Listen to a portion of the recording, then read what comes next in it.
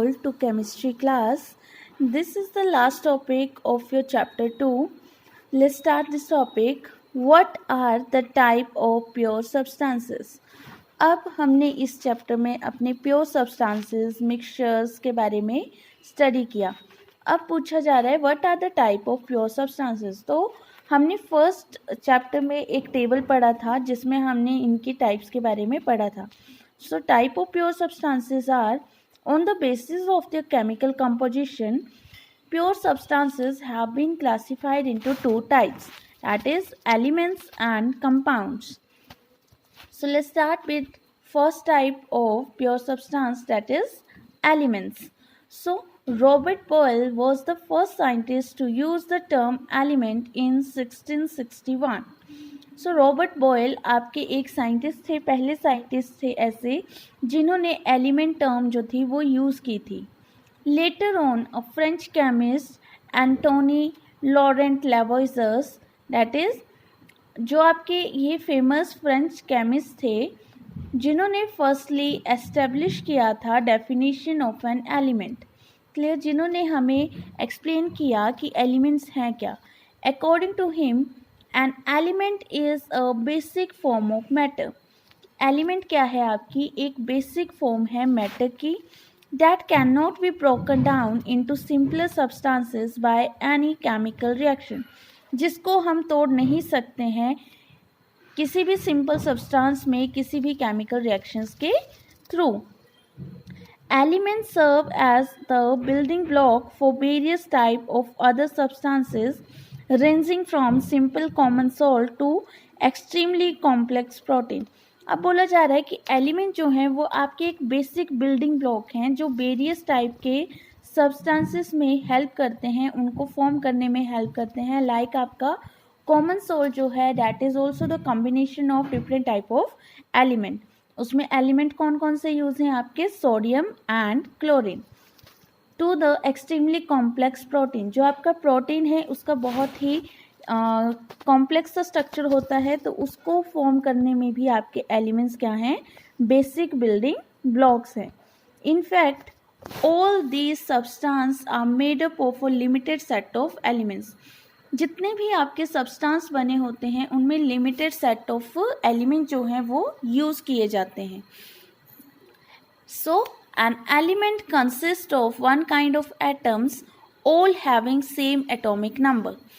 एक एलिमेंट जो है वो वन काइंड के एटम को कंसिस्ट करता है जिसका सेम एटॉमिक नंबर रहता है. For example hydrogen, oxygen, nitrogen, iron, gold, platinum etcetera are the example of element.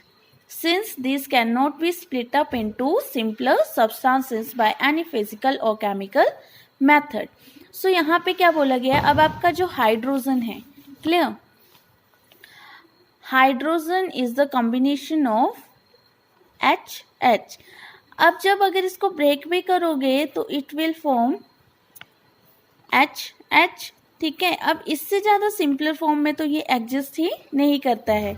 Similar way से O2, इसको आप चाहे कितना भी ब्रेक कर लो, ठीक है, ये सिर्फ इतना ही ब्रेक हो सकता है. इसके बाद अगर आप इस ऑक्सीजन को ब्रेक करना चाहो या इस ऑक्सीजन को ब्रेक करना चाहो तो इट इज़ नॉट पॉसिबल.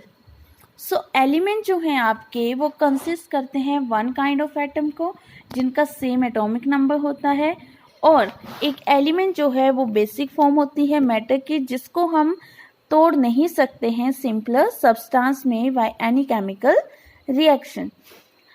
अगर हम आपके एलिमेंट्स की बात करें तो आपकी बुक में आपके पास ये टेबल दिया गया है, ठीक है.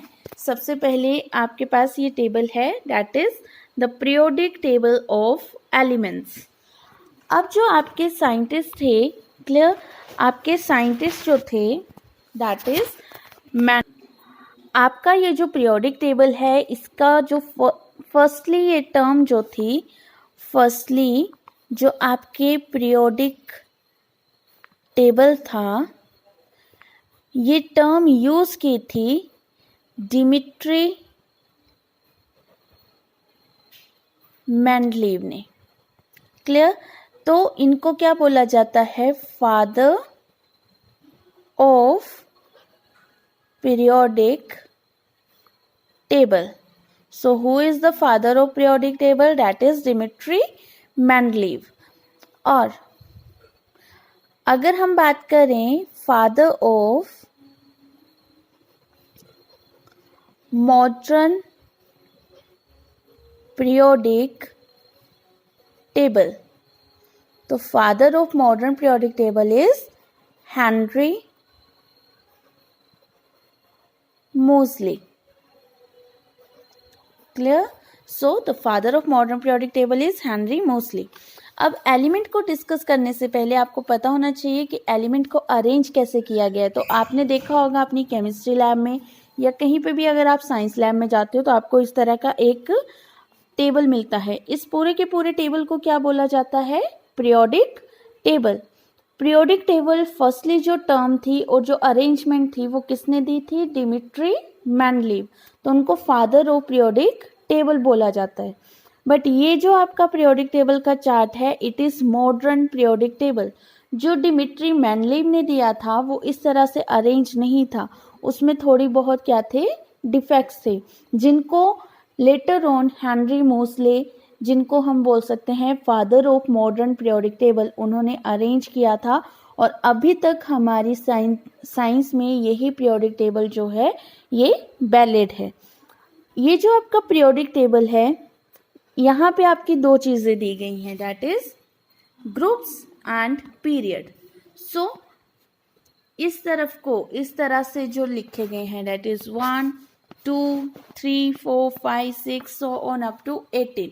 सो आपके इस पीरियोडिक टेबल में ग्रुप्स कितने हैं? 18 ग्रुप्स हैं. और पीरियड कितने हैं? 7 पीरियड हैं. तो आपको ये चीज़ ध्यान में रखनी है कि आपके पीरियोडिक टेबल में किसने इन्वेंट किया था? डिमिट्री मेंडलीव ने. और मॉडर्न पीरियोडिक टेबल किसने इन्वेंट किया था? हेनरी मोसले ने. आपके पीरियोडिक टेबल में दो टाइप के इंडेक्स बने हुए हैं, that is groups and period. जो आपके ग्रुप्स हैं वो 18 हैं और जो पीरियड हैं आपके वो कितने हैं? 7.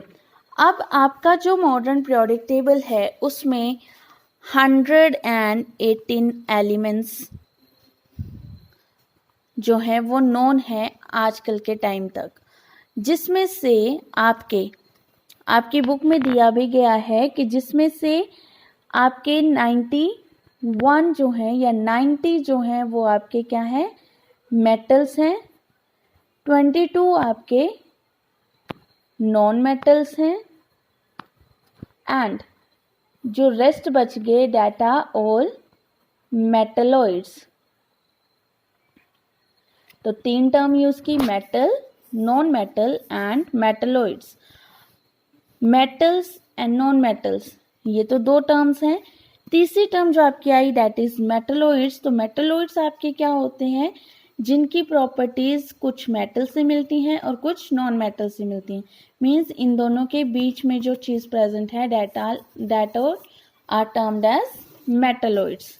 Now classification of element metals, non metals and metalloids में की गई है. जो आपके मेटल्स हैं उनके बारे में हम डिस्कस करेंगे.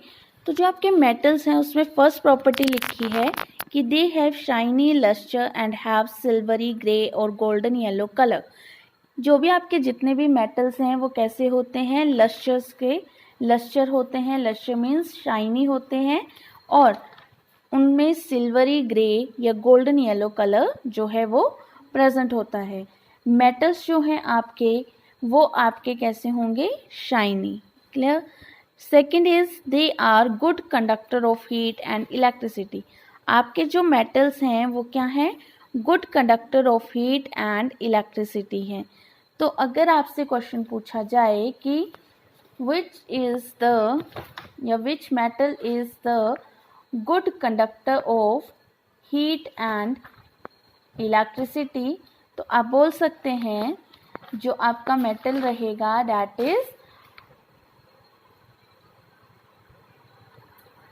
Is silver and gold.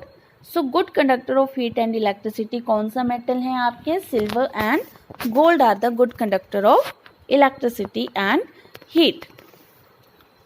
They are sonorous, that is produce a typical metallic sound when hammered. अब sonorous क्या होता है? Sonorous is a word means used for sound. अगर किसी भी मेटल को हम हिट करेंगे हार्ड सब्सटेंस के साथ तो वो एक special sound means ringing sound जो है वो प्रोड्यूस करता है. And very well known example is your bell. So well is your metal that is sonorous in nature. Now the next is they are malleable. Malleable means they can be hammered into thin sheet. उनको हम thin sheet में convert कर सकते हैं. Malleable means substance that can be converted into thin sheet by beating are called malleable.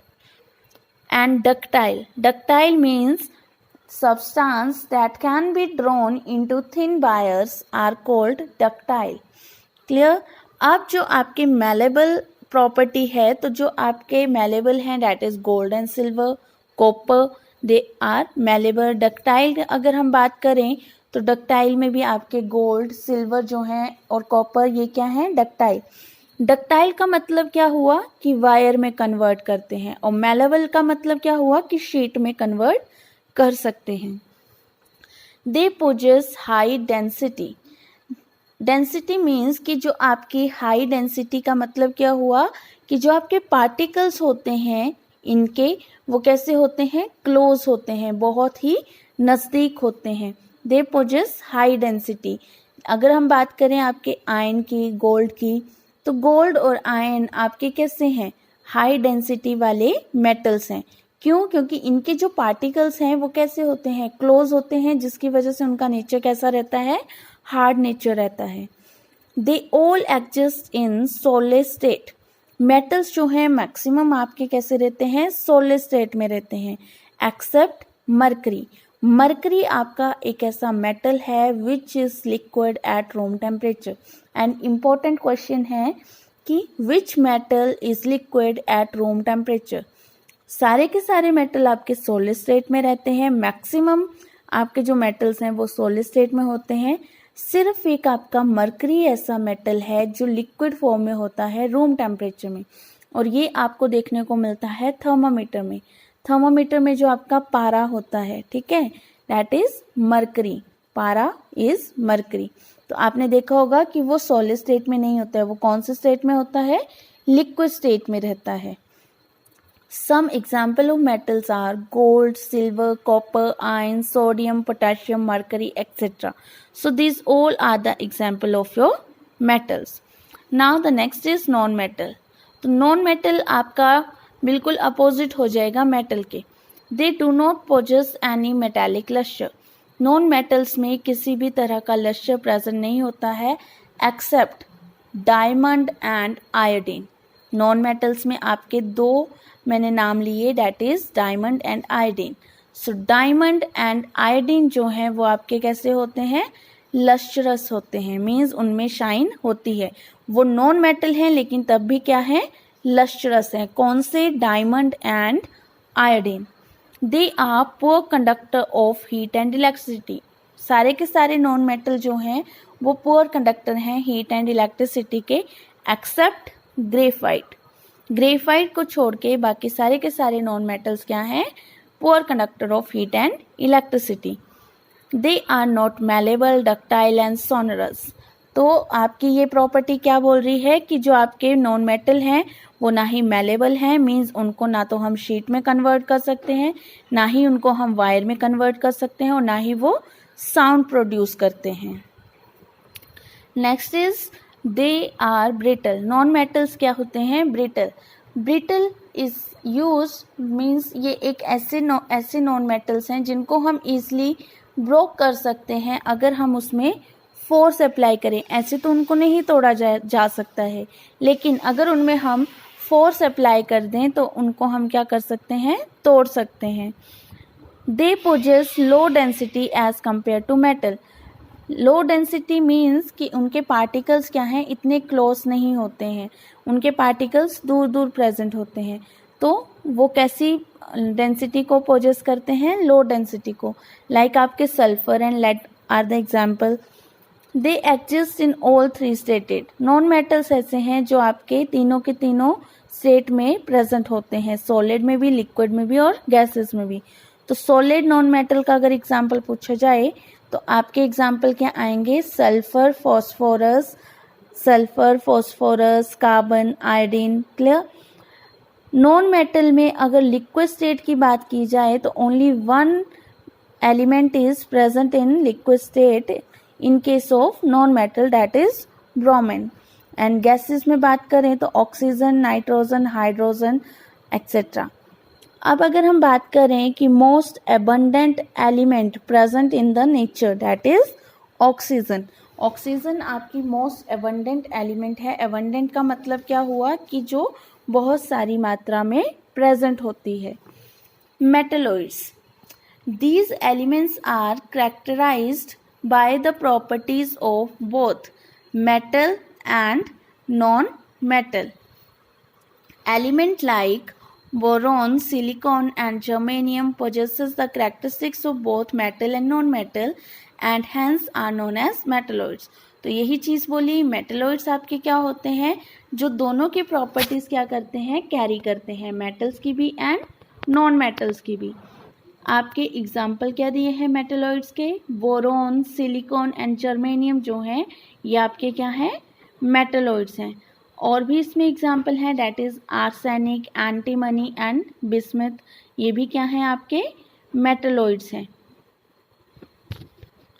यहाँ पे आपके पास important observation दी गई हैं जिनको आपने स्टडी कर लेना है खुद ही, जिनको हमने बीच में डिस्कस भी किया था। That is, mercury is the only metal which exists as liquid at room temperature. Bromine is the only non-metal which exists as liquid at room temperature. Hydrogen is the lightest element having an atomic mass of 1. Hydrogen आपका क्या है, lightest element है. Clear? Now the next is compound. The next type of pure substance is compound. अब आपके compound क्या होते हैं, compound आपका मिक्सचर होता है दो या दो से ज़्यादा एलिमेंट का इनडेफिनेट प्रोपोर्शन में, हम उसको मिक्स करें तो जो हमारे पास प्रोडक्ट बनता है that is termed as compound. A compound is defined as a substance which has been formed by the chemical combination of two or more different element in definite proportion by mass. तो यही चीज़ बोली गई कि compound आपका क्या है, वो एक आपका ऐसा सब्सटेंस है जिसको फॉर्म किया जाता है bye the chemical combination, means उनके बीच केमिकल रिएक्शन करवाई जाती है, किनके बीच, टू या more than two different elements in definite proportion by mass. मतलब डिफरेंट तरह के एलिमेंट्स को आपस में केमिकली रिएक्ट करवाया जाता है टू फॉर्म अ कंपाउंड। यहाँ पे आपके पास कंपाउंड की कुछ प्रॉपर्टीज़ दी गई हैं, कैरेक्टरिस्टिक्स दी गई हैं, that is the constituent elements of a compound can not be separated from one another by any physical और मैकेनिकल मेथड। कि आपके जो कंपाउंड होते हैं उनके जो भी एलिमेंट्स होते हैं यूज़, उनको हम सेपरेट नहीं कर सकते हैं किसी भी फिजिकल एंड केमिकल मेथड से। लाइक यहाँ पे एग्जाम्पल दिया गया है, the compound ferrous sulphate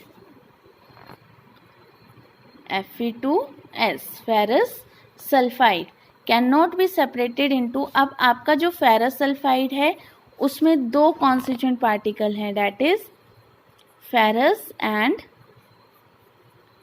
sulphide, यही दो कॉन्स्टिट्यूएंट पार्टिकल्स हैं। अब ये जो है आपका, ये क्या है, आपके compound. Clear? Ferrous sulphide is your compound, these are your element, ये भी क्या है आपका एलिमेंट। तो देखो दो एलिमेंट को आपस में रिएक्ट करवा के क्या बना, कंपाउंड। अब बोला गया है कि इनको हम इनके कॉन्स्टिट्यूएंट पार्टिकल में सेपरेट नहीं कर सकते हैं किसी भी फिजिकल मेथड से। लाइक हम आयरन और सल्फाइड को अलग नहीं कर पाएंगे by any physical method by putting a magnet into bye magnet into it. अगर हम कंपाउंड में जैसे कि हम बात करें, अगर आपके ये दो एलिमेंट यूज़ कर रहे हैं हम, इनका प्रॉपर एक हमने मिक्सचर ही बनाया है, ठीक है। इनको हमने क्या किया है, सिर्फ एक मिक्सचर मीन्स फेरस लिया, सल्फाइड लिया और उसको ऐसे ही मिला के हमने रख दिया। और वहाँ पे अगर हम आपका मैग्नेट लेके आते हैं तो मैग्नेट क्या करेगा, जो आपका फेरस है डैट इज़ योर आयरन, ठीक है। फेरस को क्या करेगा, अपनी तरफ अट्रैक्ट करेगा, तो फेरस मैग्नेट में चिपक जाता है और जो सल्फाइड है वो नीचे रह जाता है। बट अब क्या किया गया है, अब इन दोनों एलिमेंट को हीट करवाया गया। हीट करवा के क्या किया गया, जब इनको हीट करवाया गया तो जो आपका आयरन था और सल्फाइड था वो आपस में क्या हो गए, कंबाइंड हो गए। क्या हो गए, कंबाइंड हो गए मीन्स आपस में जुड़ गए। अब अगर आप यहाँ पे मैग्नेट इसके नज़दीक लेके आओ तो आपका ये जो आयरन और सल्फाइड है ये जुड़ चुके हैं आपस में, ये एक हार्ड सब्सटेंस में बदल गए हैं। तो अब ये जो मैग्नेट है आपके आयरन को अट्रैक्ट नहीं कर पाएगा, क्योंकि आयरन के साथ जो सल्फाइड है वो क्या हो चुका है, मिक्स हो चुका है। तो हम किसी भी फिजिकल मेथड से इनको सेपरेट नहीं कर सकते हैं। Now the second is some kind of energy in form of heat, light is usually absorbed or evolved during the preparation of compound। कभी भी अगर कोई कंपाउंड आपका बन रहा होगा तो वहाँ पे आपकी कुछ एक अमाउंट की एनर्जी जो है वो निकलेगी या फिर प्रोड्यूस होगी, clear, in form of heat, light, ठीक है। वो किसी भी फॉर्म में निकल भी सकती है या वहाँ पे फॉर्म हो सकती है। The overall properties of the resulting compound are much different from the element or substance of which it is composed।